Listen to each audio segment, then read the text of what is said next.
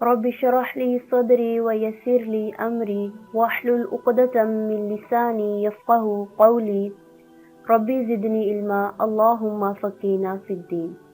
السلام علیکم ورحمۃ اللہ وبرکاتہ۔ آج ہم دیکھیں گے تجوید اور ترتیل کی کیا اہمیت ہے۔ قال رسول اللہ صلی اللہ علیہ وسلم لیس منا من لم یتغنى بالقرآن، جو شخص قرآن کریم کو خوش الحانی سے نہ پڑھے وہ ہم میں سے نہیں۔ لیکن صرف اچھی آواز میں پڑھنا کافی نہیں ہے، اگر حروف کے مخارج اور صفات درست نہ ہوں اور تجوید کے قواعد میں غلطیاں ہوں تو قرآن کے الفاظ کا مطلب تبدیل ہو جاتا ہے۔ مثلاً مثالیں دیکھتے ہیں۔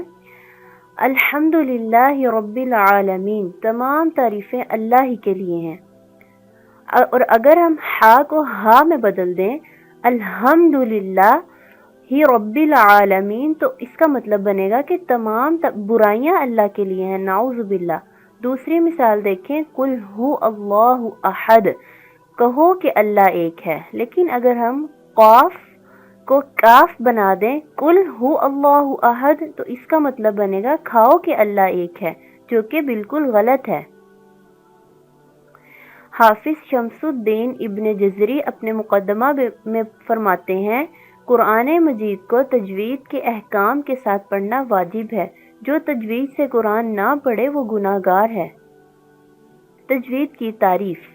لغوی معنی: خوبصورت کرنا، عمدہ کرنا، اچھا کرنا، نکھارنا۔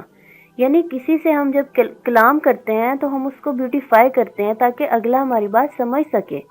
اور اس کے اصطلاحی معنی ہے اعطا کل حرف حقہ، یعنی ہر حرف کو اس کا حق دینا، قرآنی حروف کو ان کے صحیح مخارج اور تمام صفات کے ساتھ ادا کرنا۔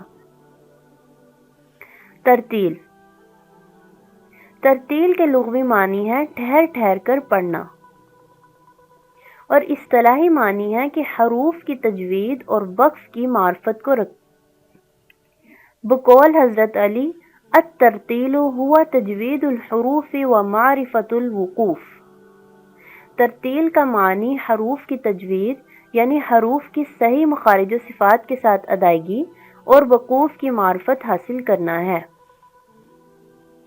قرآن مجید کی تلاوت کا حق ادا کرنے کے لیے ضروری ہے کہ اسے ترتیل کے ساتھ پڑھا جائے۔ ام المومنین سیدہ حفصہ رضی اللہ عنہا عنہ آپ صلی اللہ علیہ وسلم کی قرات کے متعلق فرماتی ہیں کہ نبی صلی اللہ علیہ وسلم تو سورت کو اس قدر خوب ٹھہر ٹھہر کر ترتیل سے پڑھتے کہ سورت بڑی سے بڑی ہو جاتی۔ اللہ تعالیٰ سے دعا ہے کہ اللہ ہمیں ترتیل کی نعمت سے مالا مال فرمائے اور ہمارے اندر ترتیل کے حصول کی حرص مزید پیدا فرمائے، آمین ثم آمین۔ جزاکم اللہ خیرا کثیرا۔